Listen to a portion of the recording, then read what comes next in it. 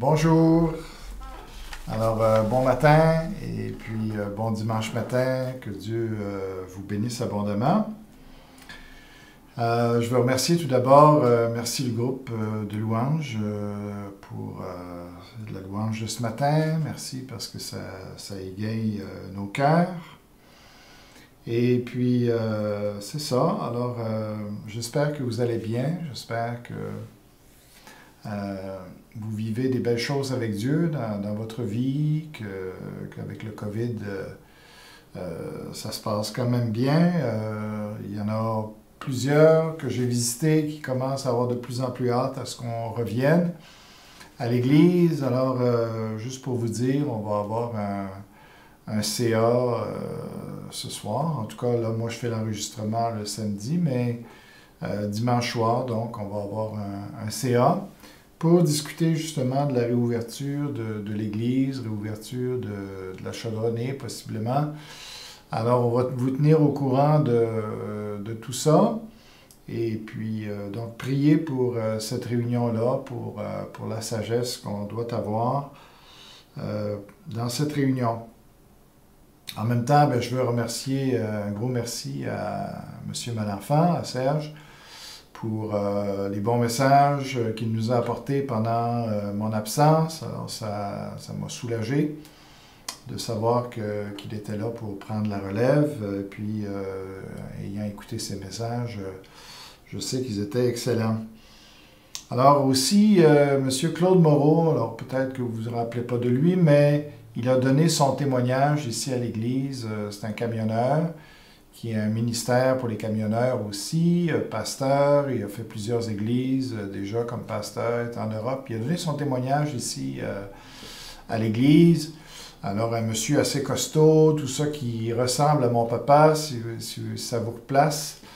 Bien, le Seigneur a dirigé. Je pense que je peux dire ça comme ça. On s'était réunis avec lui pour voir la possibilité qu'il vienne travailler à Forestville, puisqu'il connaît bien ce village-là. Et il avait ça à cœur depuis des années. Alors, on l'a rencontré, le conseil et tout ça. Et puis, on a bien aimé l'entrevue qu'on a fait avec lui. C'est un évangéliste, un homme qui est capable d'implanter des églises. Sauf que ce qui nous arrêtait, évidemment, c'est surtout les finances. Puis, entre-temps, comme vous savez, peut-être quelques-uns d'entre vous, il a eu un gros accident avec son véhicule. La remorqueuse qui remorquait sa vanne l'a échappé sur lui, donc ça lui a écrasé les jambes. Et puis, il a dû avoir de longs mois de convalescence pour rebâtir une de ses jambes particulièrement qui était très abîmée.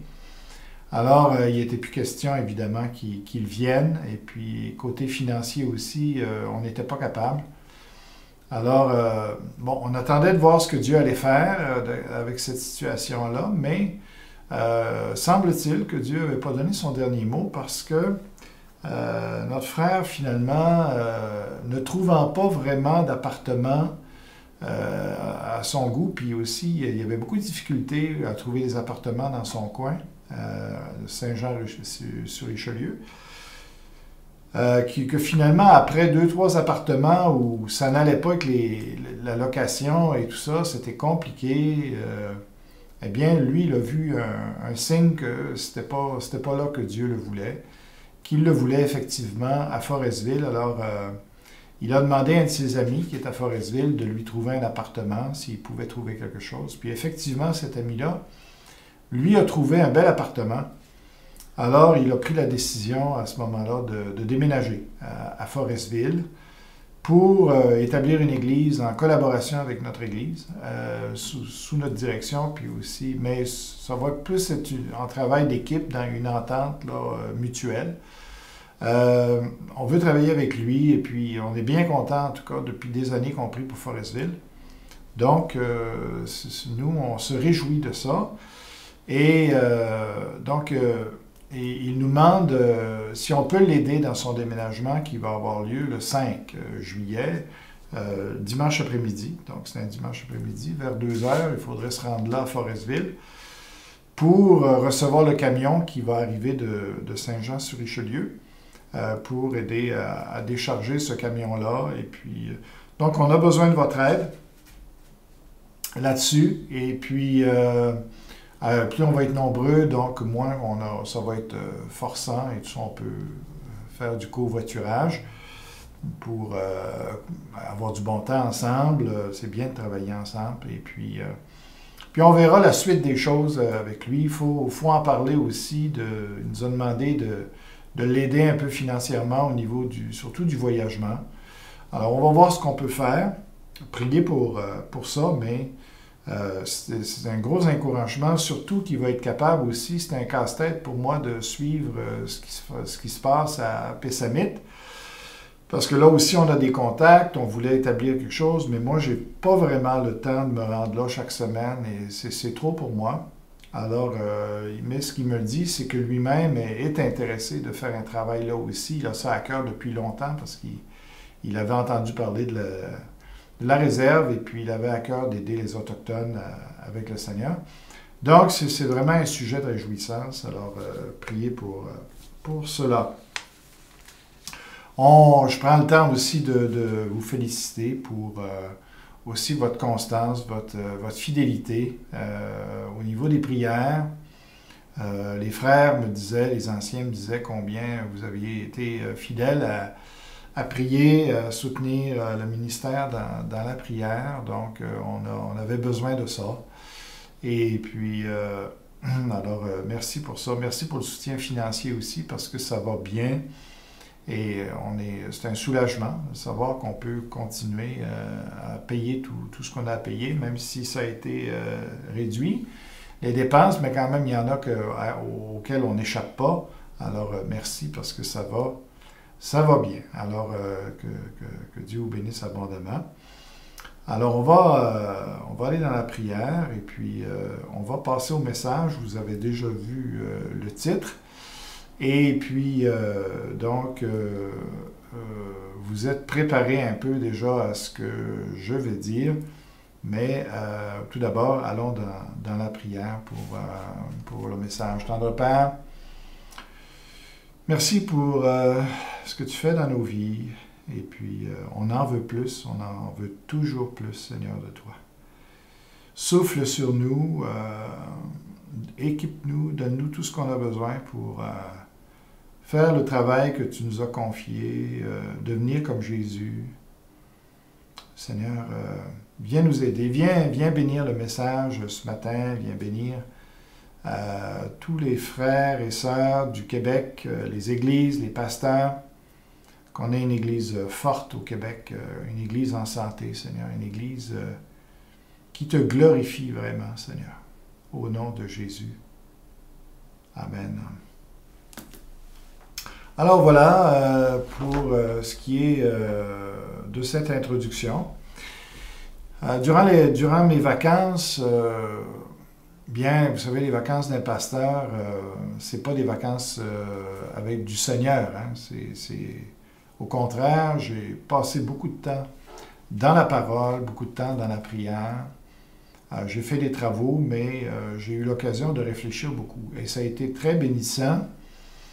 Ça m'a fait du bien de me retrouver comme ça avec Dieu, faire le point sur certaines choses. Et puis durant mes vacances, en tout cas, j'ai découvert aussi des belles choses que vous aurez l'occasion d'entendre avec le temps. Et puis,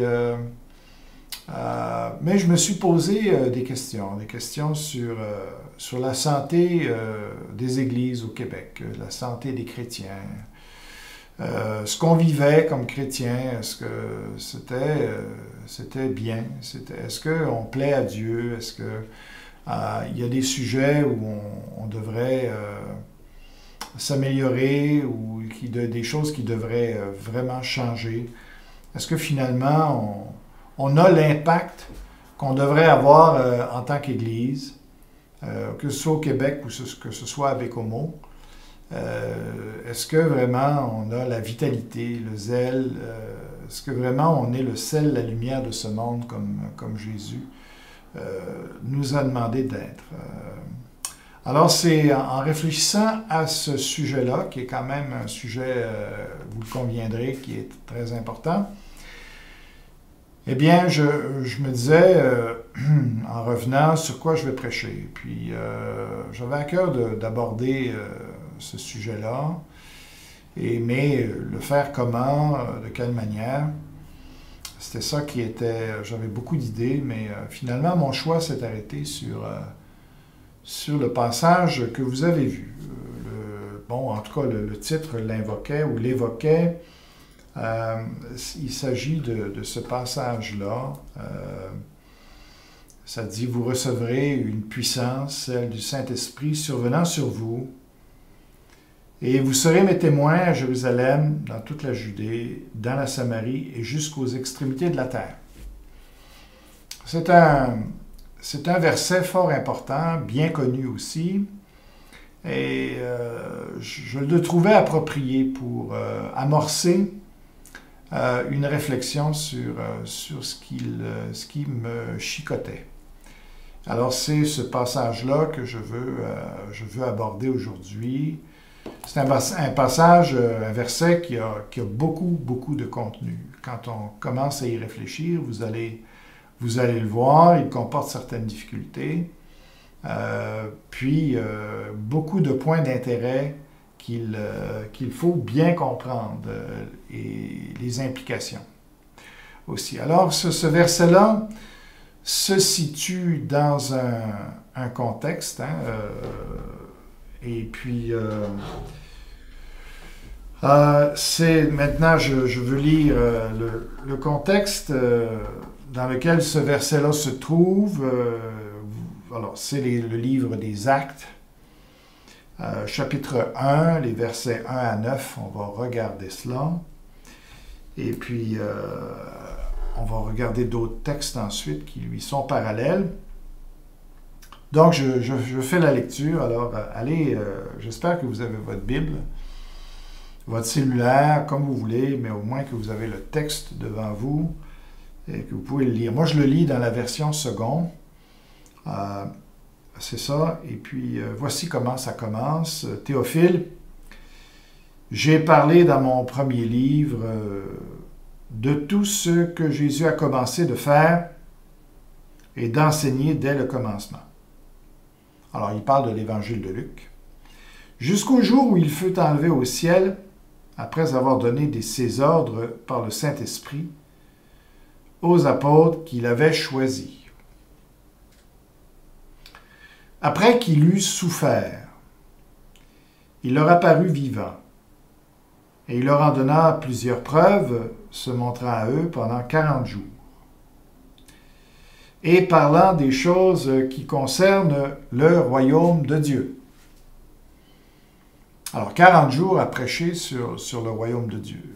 Ça soulève tout de suite une question, de quel royaume s'agit-il? Parce qu'il y a une possibilité de deux royaumes. Soit qu'il s'agit du royaume millénaire, promis aux Juifs quand Jésus va revenir, ou il est question du royaume que l'Église va établir, qui se déroule durant l'Église, qui a commencé d'ailleurs avec la venue de Jésus, où il dit « le royaume des cieux est proche », et puis ça se continue après lui, avec l'Église. Alors, moi, je pense que logiquement, puisque Jésus est en train de préparer ses apôtres ici à son départ, puis à leur mission aussi, alors logiquement, je pense qu'il est préférable de voir ici que le royaume de Dieu, c'est le royaume que nous sommes en train d'établir, que nous sommes en train de vivre entre la première venue de Jésus et sa seconde venue.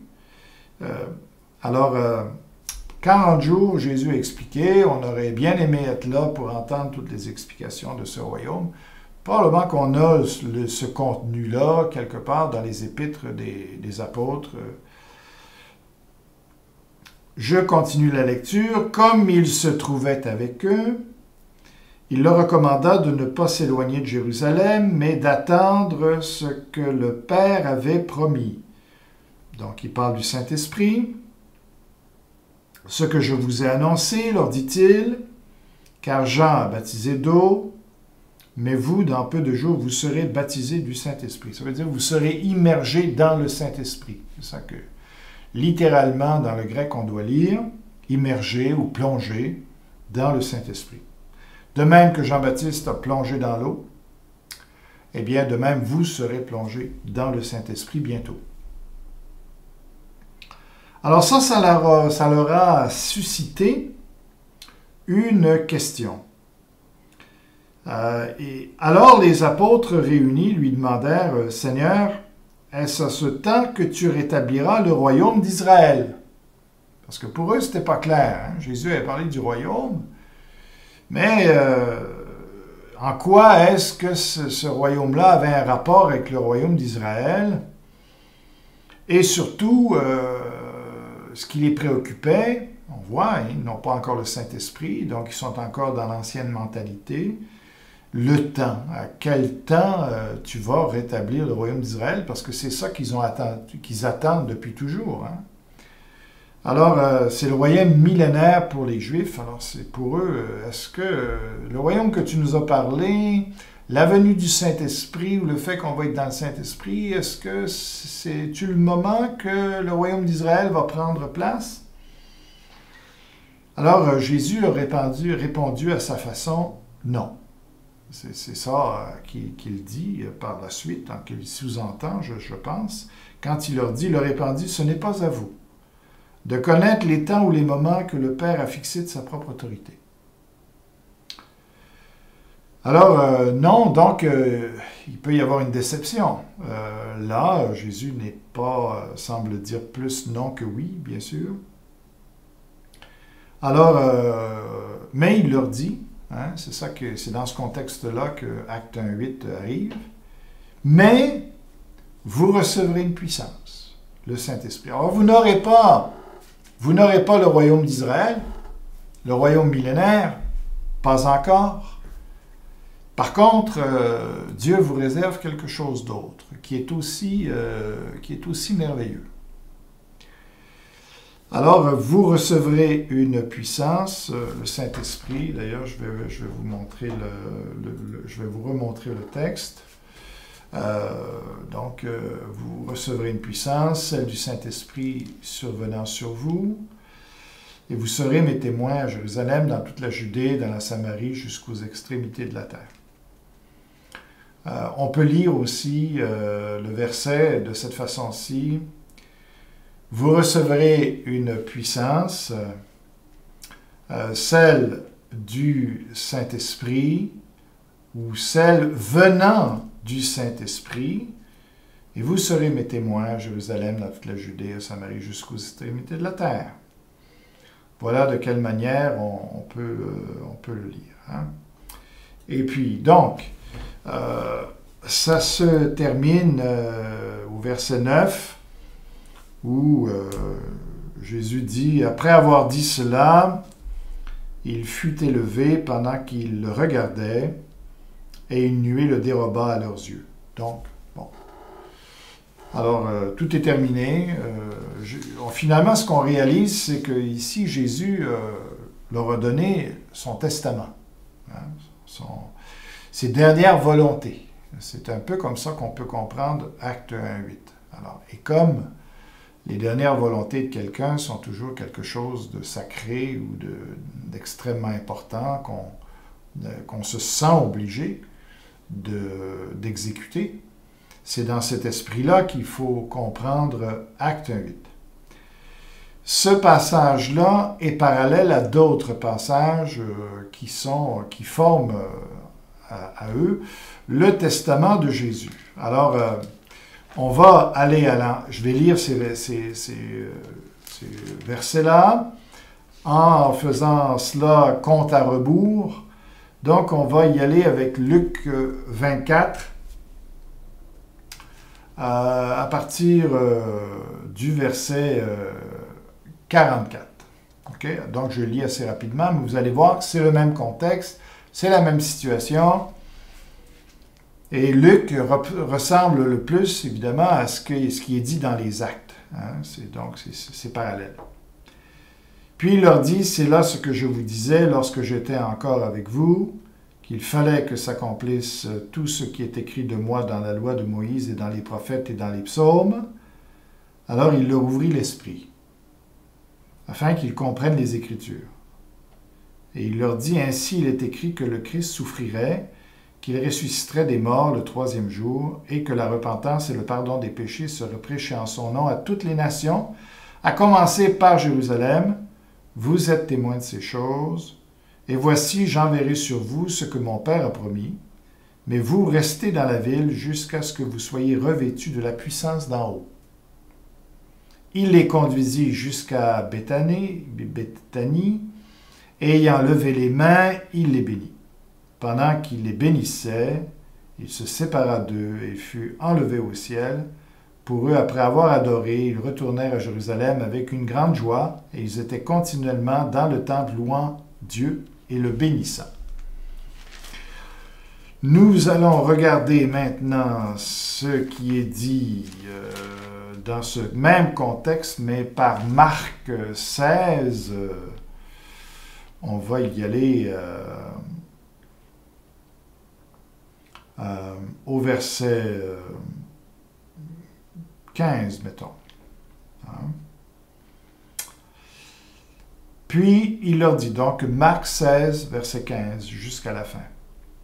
Puis il leur dit, allez par tout le monde et prêchez la bonne nouvelle à toute la création. Celui qui croira et qui sera baptisé sera sauvé, et celui qui ne croira pas sera condamné. Voici les miracles qui accompagneront ceux qui auront cru. En mon nom, ils chasseront les démons, ils parleront de nouvelles langues, ils saisiront des serpents. S'ils boivent quelque breuvage mortel, il ne leur fera point de mal. Ils imposeront les mains aux malades, et les malades seront guéris. Le Seigneur, après leur avoir parlé, fut enlevé au ciel, et il s'assit à la droite de Dieu. Et ils s'en allèrent prêcher partout. Le Seigneur travaillait avec eux et confirmait la parole par les miracles qui l'accompagnaient. Voilà. Pour terminer avec le passage qui est le plus connu de cette commission, de cette mission que Jésus a confiée aux apôtres, ce qui se trouve bien sûr dans Matthieu 28 à partir du verset 16. Donc, nous lisons, « Les 11 disciples allèrent en Galilée, sur la montagne que Jésus leur avait désignée. Quand ils le virent, ils l'adorèrent, mais quelques-uns eurent des doutes. Jésus s'étant approché leur parla ainsi, « Tout pouvoir m'a été donné, dans le ciel et sur la terre. Allez, faites de toutes les nations des disciples, les baptisant au nom du Père, du Fils et du Saint-Esprit, et enseignez-leur à observer tout ce que je vous ai prescrit. Et voici, je suis avec vous tous les jours jusqu'à la fin du monde. » OK. Alors, on a ici, je pense qu'on a fait le tour du contexte qui entoure Acte 1.8, que ce soit à l'interne ou à l'externe du texte. Et maintenant, il nous faut l'étudier davantage. Alors, comme je vous ai dit, alors ça c'est le verset. Et puis, alors, on va, mais ce verset a tellement de matériel en lui-même, il y a tellement de choses à revoir là-dessus qu'on prend pour acquis, mais qu'il faut examiner. Vous allez en avoir un exemple très clair ce matin, de voir que finalement, on ne connaît pas tant que ça ce verset-là quand on le lit rapidement. Et c'est ce qu'on veut, on veut le lire. Mais étant donné qu'il y a trop de matériel, que ce serait une trop grosse bouchée pour un seul message, eh bien, j'ai décidé de le décortiquer, j'ai décidé de le décomposer et de m'attarder ce matin avec le verset ici, avec le mot puissance. Donc, on va le voir. Ce matin, on va étudier ce mot-là. Mais j'aimerais tout d'abord juste faire un résumé de ce qu'on peut lire rapidement dans le verset d'Actes 1:8. Qu'est-ce qu'on peut comprendre rapidement de ce verset? Tout d'abord, eh bien, il y a un lien avec le royaume de Dieu. Il me semble que dans le contexte, c'est très clair. D'ailleurs, je repensais au passage où Jésus dit « Si je chasse les démons, eh bien, c'est donc que par l'Esprit de Dieu, par le doigt de Dieu, par la main de Dieu, eh bien, c'est donc que le royaume de Dieu est venu vers vous. » Alors, Jésus fait dans ce passage-là encore un lien très clair entre royaume de Dieu, Saint-Esprit et miracle. Donc, il y a un lien avec le royaume de Dieu. Il y a un lien aussi avec le Saint-Esprit. Hein? C'est au point même qu'on se demande, est-ce que la puissance, c'est le Saint-Esprit lui-même? Parce qu'il y a des versions qui disent, vous recevrez une puissance, le Saint-Esprit, survenant sur vous. Alors, quel est le lien? On le verra dans un autre message. Mais il y a un lien, ça c'est clair, avec le Saint-Esprit. Donc, cette puissance, elle a un lien avec le Saint-Esprit. Tout ce que Jésus dit dans ce verset, ça a un lien avec le Saint-Esprit. Ça a un lien aussi avec le témoignage. Hein? Alors, vous recevrez une puissance, le Saint-Esprit, ou une puissance venant du Saint-Esprit, et vous serez mes témoins. Donc, la puissance dont il est question dans ce verset a un lien avec le Saint-Esprit, un lien avec le royaume de Dieu et un lien également avec le témoignage. OK? Et même, on doit dire que si on le comprend bien, que sans la puissance du Saint-Esprit, eh bien, ça ne donne rien même d'aller témoigner. C'est ce que semble nous dire Jésus quand il dit aux apôtres, « Restez à Jérusalem, jusqu'à ce que vous soyez baptisés dans l'Esprit, jusqu'à ce que celui qui doit venir vienne. » Et puis plus loin, il dit, « Vous recevrez une puissance, le Saint-Esprit, ou la puissance venant du Saint-Esprit, et vous serez mes témoins. » Donc, on peut conclure de dire que tant qu'ils n'avaient pas reçu cette puissance-là, et le Saint-Esprit, ça leur donnait absolument rien de commencer le ministère. OK? C'était peine perdue. C'était inutile. OK? Alors, je pense qu'il y a un lien très clair ici dans ce verset avec le témoignage, qu'on a absolument besoin du Saint-Esprit et de la puissance du Saint-Esprit. Quatrièmement, il y a un lien aussi avec l'attente. Alors, Jésus dit, vous devez attendre le Saint-Esprit, la puissance du Saint-Esprit. Donc, il y a un lien avec cette attente. Pourquoi attendre? Bien, pour justement avoir cette puissance-là. OK? Alors, je pense que ça, grosso modo, rapidement, on peut comprendre cela. Et puis, bon, alors, mais là, il est temps pour nous d'aller avec le mot puissance, de se concentrer juste pour ce matin sur le mot puissance, de mieux le comprendre que simplement dire, bon, c'était la puissance, mais on veut savoir de quelle puissance, quel genre de puissance. C'est ça qui est intéressant dans le message que je veux vous donner, qui est un peu différent d'habitude. Vous allez voir beaucoup de versets, mais alors, voilà, on y va. Donc, je le souligne en rouge. Vous recevrez une puissance. Hein? Alors, c'est ça, sur ça qu'on veut se concentrer ce matin. Donc, le mot puissance, en grec, ça se dit dynamis. D'où vient notre mot dynamite. Okay? Donc, vous voyez l'idée, hein, puissance explosive. OK? Donc, en grec, c'est dynamis, qu'on traduit de différentes façons en français ou en anglais, mais nous, on va le voir en français. Alors, ce mot dynamis, il apparaît 120 fois dans le Nouveau Testament. OK? Dans le grec, donc ça concerne le Nouveau Testament, il apparaît 120 fois. D'accord? Mais c'est trop long. Encore là, ça serait trop de versets à regarder. Pour bien les comprendre, 120 versets, c'est énorme. Juste déjà 38, ça va déjà être considérable, mais on va pouvoir y passer au travers. Vous allez voir. Alors, 38 fois, le mot dynamis, qui veut dire la puissance de façon générale, est employé dans les évangiles. Donc, les 4 évangiles qui décrivent la vie de Jésus, on l'emploie 38 fois. Okay? Ça se concentre particulièrement sur les 3 premiers évangiles. L'évangile de Jean, si je me souviens bien, il n'y est pas dedans du tout. Alors, 38 fois dans les évangiles, dans les 3 premiers évangiles, qu'on appelle les évangiles synoptiques, Matthieu, Marc, Luc, il apparaît 38 fois. De ces 38 fois-là, il faut les étudier, il faut les répartir, il faut les classifier.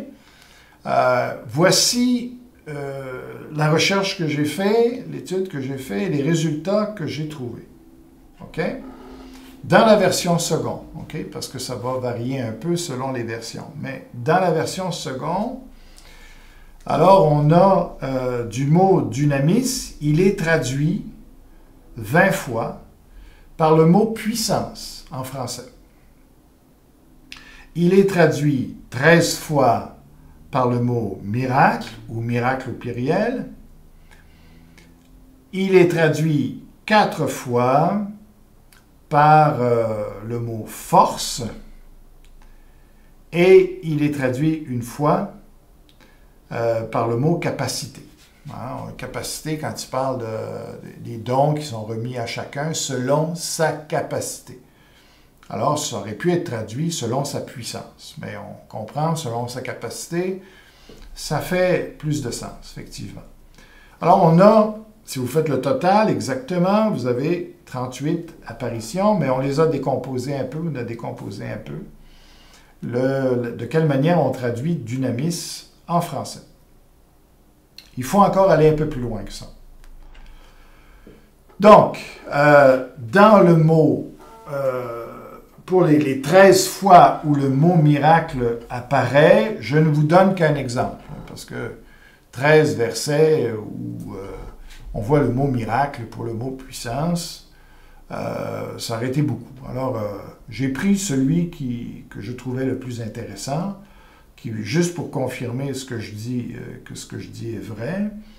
Dans Marc 6,5, ça dit « Il ne put faire là aucun miracle, si ce n'est qu'il imposa les mains à quelques malades et les guérit. » Donc, vous voyez que le mot « puissance » ici, qui est rendu par miracle, a vraiment cette idée de guérison, de miracle dans le sens de guérir les malades. Alors, c'est très clair, on comprend qu'ils aient traduit le mot « puissance » ici par le mot « miracle » à cause du contexte où, effectivement, on peut être un peu plus précis que juste dire « il ne put faire là aucune puissance ». C'est bizarre un peu, mais on comprend très bien si on le traduit « il ne put faire là aucun miracle ». Ah oui, c'est vrai, dans le contexte, ça va très bien.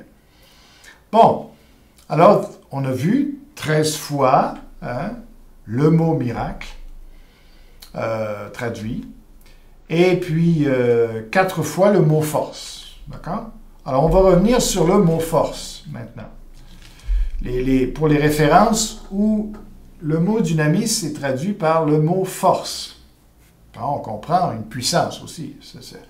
On aurait pu dire Jésus connut aussitôt en lui-même qu'une puissance était sortie de lui. Ça n'aurait pas fait une grande différence, mais peut-être rattaché à un être humain, force, ça a plus une connotation, peut-être.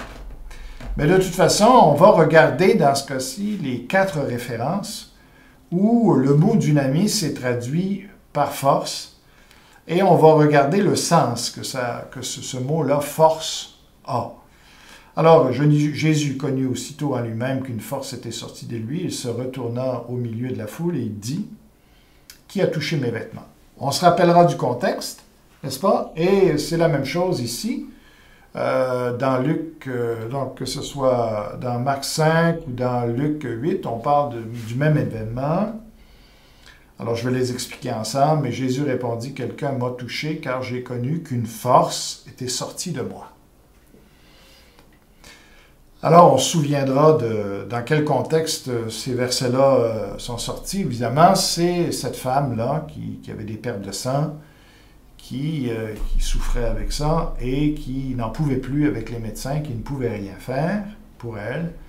Donc, dans son espoir et son désespoir, si on peut dire, mais plus son espoir puisqu'elle croyait que Jésus allait faire quelque chose, elle s'est jetée par en arrière sur Jésus et une force est sortie de Jésus, donc une force miraculeuse, on le comprend là, une force miraculeuse, ça aurait pu être une façon de le traduire, est sortie de Jésus, a touché cette femme-là et elle a été guérie instantanément. OK? Donc ça, c'est le contexte pour ces deux versets-là. Un troisième verset, « Et toute la foule cherchait à le toucher parce qu'une force sortait de lui et les guérissait tous. » Donc, alors c'est un verset, un très beau verset. Donc, une force sortait de Jésus et les guérissait tous. Alors, c'est absolument extraordinaire. On aurait tous voulu être là, de voir cette puissance-là à l'œuvre. Et puis, dernier verset, Jésus ayant assemblé les 12, leur donna force et pouvoir sur tous les démons, avec la puissance. Ici, le mot puissance, c'est un autre mot en grec, ok, exousia, qui parle de l'autorité. Ok, c'est d'avoir le pouvoir dans ce sens-là, l'autorité. Avec la puissance de guérir les maladies. OK? Donc, Jésus ayant assemblé les 12, donc on se rappellera, Jésus a envoyé les 12 et il les a équipés. Pour le ministère qu'ils allaient faire, il leur a donné une force et pouvoir sur tous les démons. OK? Avec une autorité aussi de guérir les maladies. Alors, donc, la conclusion qu'on peut faire, c'est celle-ci. C'est tout d'abord, on peut faire une reclassification de nos versets. Alors, pour l'instant, il n'y a rien qui est changé pour les 20 fois où c'est traduit puissance. Par contre, le 13 fois où c'est marqué miracle, je pense qu'il est légitime d'y rajouter les 4 références qu'on a traduites par force. Okay? Parce que dans ces 4 références-là, si vous les examinez bien, vous voyez très clairement qu'il s'agit d'une force pour guérir, une force pour accomplir un miracle. D'accord? Alors, je me sens tout à fait à l'aise de prendre les 4 références qui sont traduites par force, ou dynamis est traduit par force, et de les inclure dans les 13 références où c'était clairement dit miracle. C'est pour ça ici que ça me fait un total de 17 fois où il y a l'idée de miracle qui est associée au mot dynamis. OK? Puis, bon, alors on reste avec une foi capacité, ça on le changera pas. OK? Donc, voilà, ce nouveau décompte. Maintenant, il nous faut regarder le mot puissance aussi, pour le voir un peu plus en détail. Et puis, alors voici ce que ça donne. On va tout d'abord voir 3 références qui sont celles-ci. Jésus revêtu de la puissance de l'Esprit, retournant en Galilée, et sa renommée se répandit dans tout le pays d'alentour. OK? Il est évident, à la suite de ce qu'on sait du ministère de Jésus, que quand on dit ici « Jésus revêtu de la puissance de l'Esprit », eh bien, je pense qu'on peut facilement dire qu'il s'agit d'une puissance de guérison, une puissance de miracle, une puissance pour guérir toutes les maladies, pour guérir toutes les infirmités, pour accomplir des œuvres qui sont miraculeuses, comme de marcher sur l'eau et tout ça.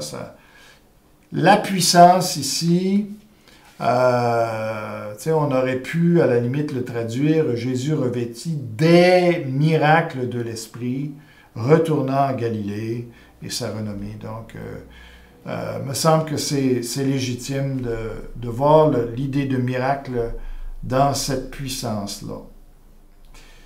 Même chose ici, tous furent saisis de stupeur et ils se disaient les uns aux autres, « Quelle est cette parole ?»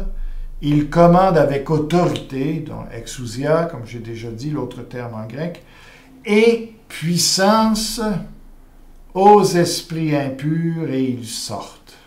Donc ici, clairement, le mot puissance, c'est la puissance d'exorciser, la puissance de chasser les démons, qu'on peut comprendre une puissance miraculeuse aussi, dans ce sens-là aussi.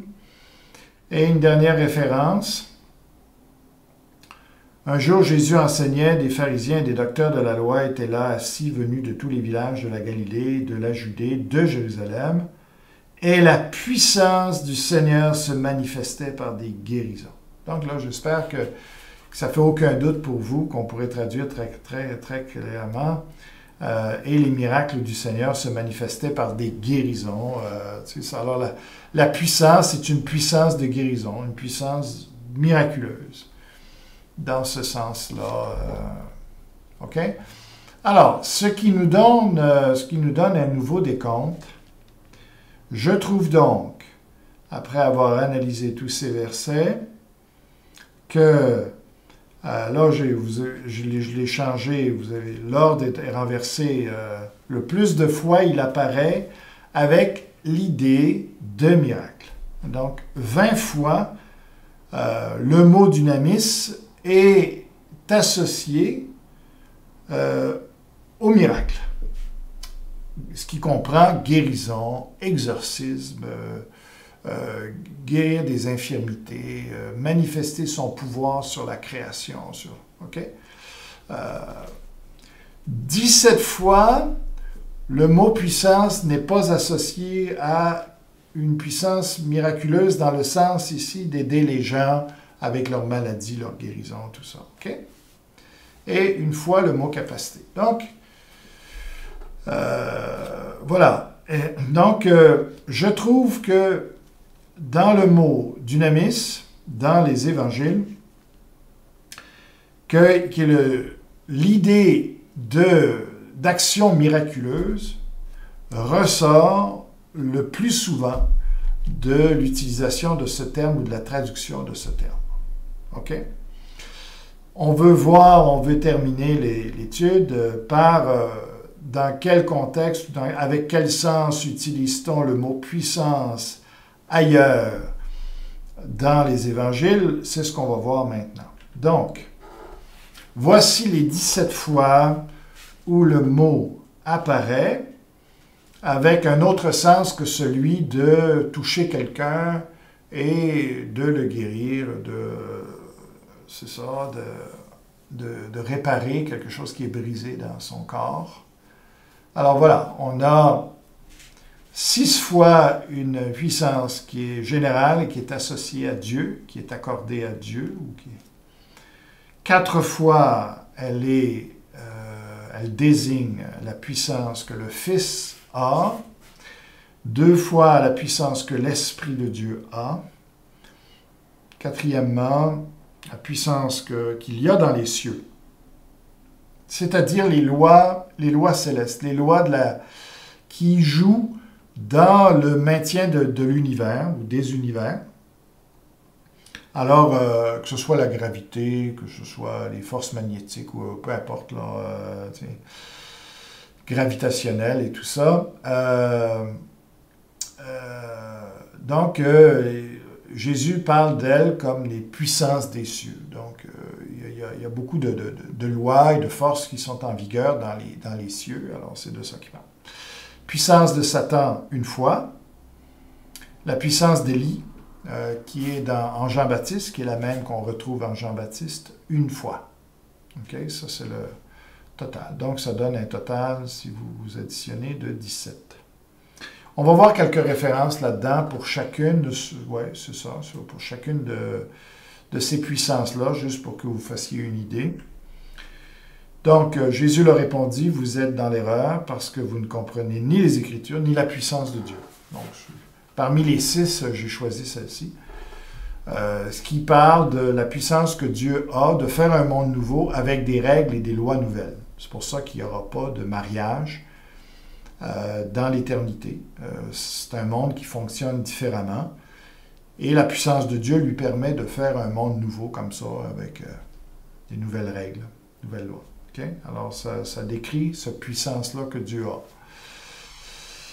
a. Concernant la puissance de Jésus, elle se retrouve la plupart du temps dans ce genre de référence qui dit « Alors le signe du Fils de l'homme paraîtra dans le ciel, toutes les tribus de la terre se lamenteront, et elles verront le Fils de l'homme venant sur les nuées du ciel, avec puissance et une grande gloire. » Alors ça parle de l'aspect majestueux, glorieux de Jésus quand il va revenir, et de toute la puissance qui va accompagner ce retour-là au point qu'il va terrasser les nations.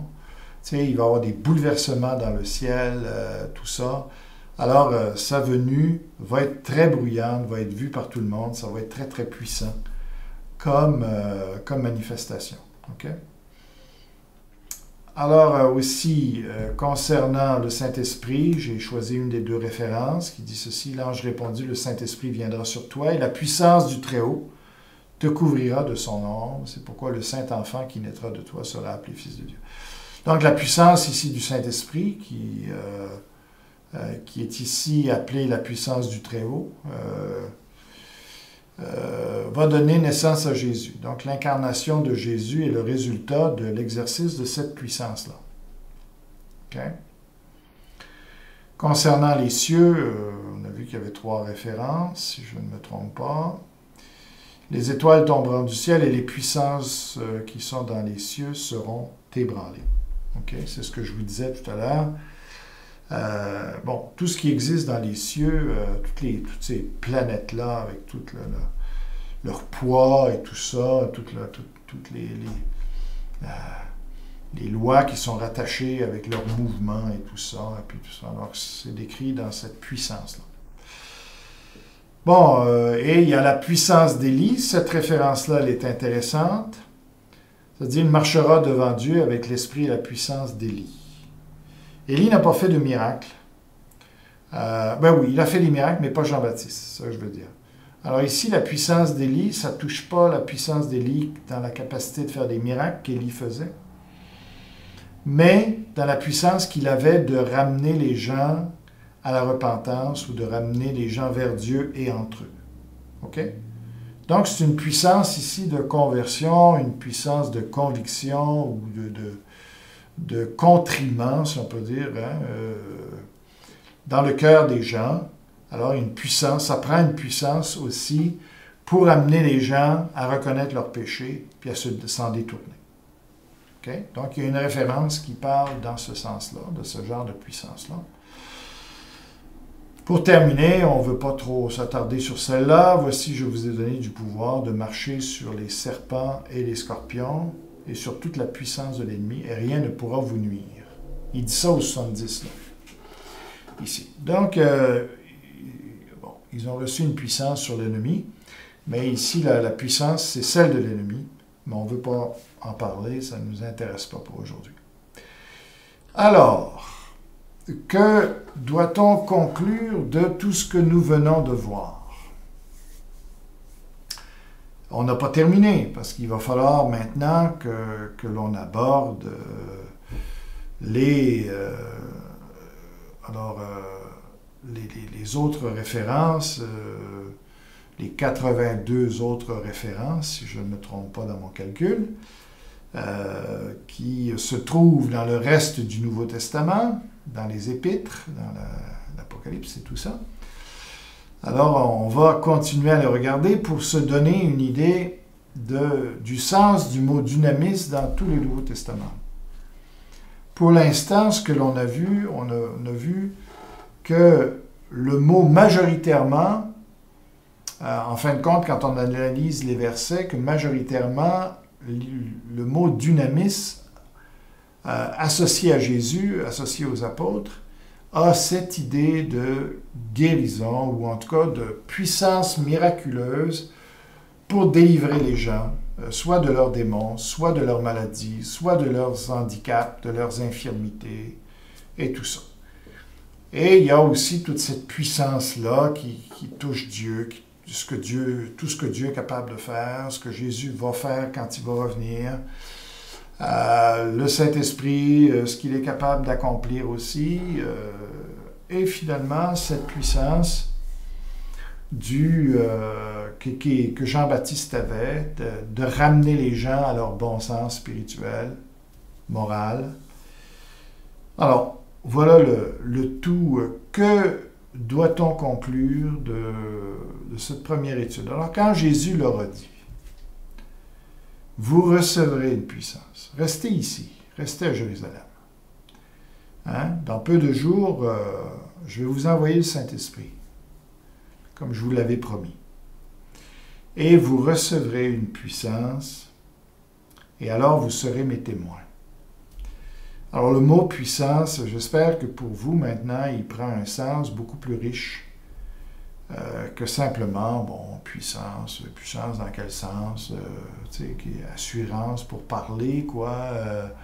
Je ne sais pas, moi, la richesse, les dons financiers, tu sais, pour faire le ministère, des bonnes idées, tu sais, des plans, des projets, c'est quoi cette puissance-là? Bien, à la lumière de ce qu'on vient de voir, en tout cas, si on se met dans les bottines des apôtres, qui, eux, reçoivent cette promesse-là, à la lumière de ce qu'ils savaient, de l'utilisation du mot dynamis dans la bouche de Jésus, dans les actions de Jésus, ils étaient en mesure, en tout cas si j'avais été à leur place, il me semble que j'aurais conclu, le Seigneur va nous donner par son esprit la puissance d'accomplir plein de choses, bien sûr, de relever des défis, bien sûr, de pouvoir même régner sur les lois naturelles. Ils avaient le droit de penser à ça. Mais, premièrement, je pense que légitimement, on peut dire qu'ils s'attendaient, s'ils ont compris ce que Jésus disait, qu'ils auraient dû, en tout cas, s'attendre à ce qu'ils seraient en mesure, après avoir reçu le Saint-Esprit, ils seraient en mesure de faire toutes sortes de guérisons, toutes sortes de miracles au niveau des infirmités, des dérèglements, tout ce qu'il y a, des démons, de tout ce qu'ils peuvent faire dans la vie des gens, que les apôtres pouvaient se dire « Wow! Ça vaut la peine d'attendre parce que as-tu compris ce que Jésus nous a promis? Tu sais, de cette puissance-là pour faire le ministère. » J'imagine que ça devait être tout un encouragement pour eux dans leur prière. Là. Cette prière intense qu'ils ont faite. Vous voyez,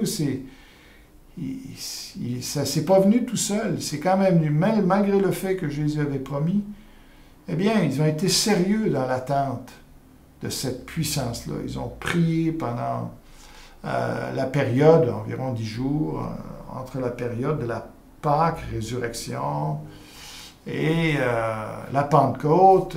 Donc, ils se sont donnés à la prière, et puis, pour attendre cette puissance-là. Donc, alors, c'est intéressant de voir quel est le sens de cette promesse-là, de cette puissance-là, pour le témoignage. Et ça doit nous, ici aussi, nous forcer à s'interroger, est-ce que nous, on a besoin aussi de cette puissance-là? Est-ce que nous aussi, on est appelés à être des témoins? On va revenir sur cette notion-là. C'est quoi un témoin? On va réfléchir sur ces choses-là dans les messages qui vont venir.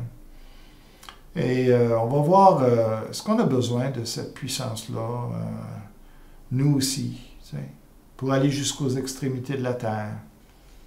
Est-ce que c'est pour nous aussi? Et pourquoi pas? Surtout dans le contexte qu'on a vu des autres fins d'Évangile, des autres testaments de Jésus qui concernaient les apôtres, de ce qui est dit dans ça.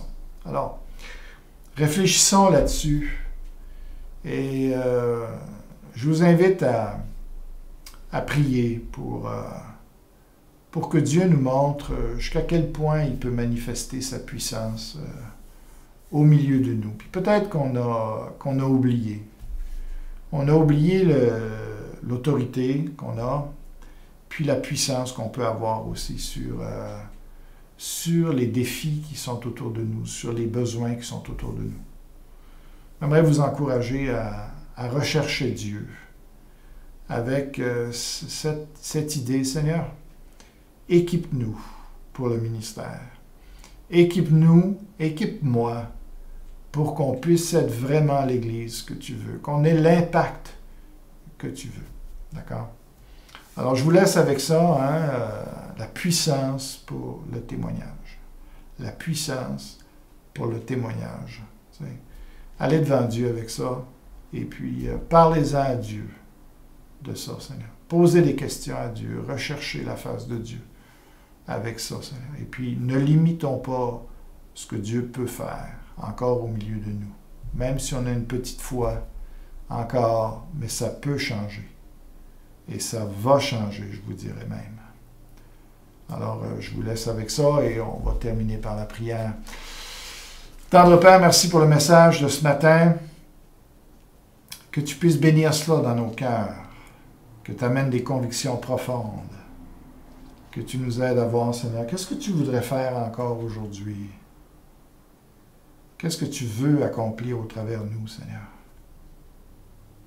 Je te prie, Seigneur, que tu ouvres, que tu nous débarrasses de nos œillères. Au nom de Jésus-Christ. Amen.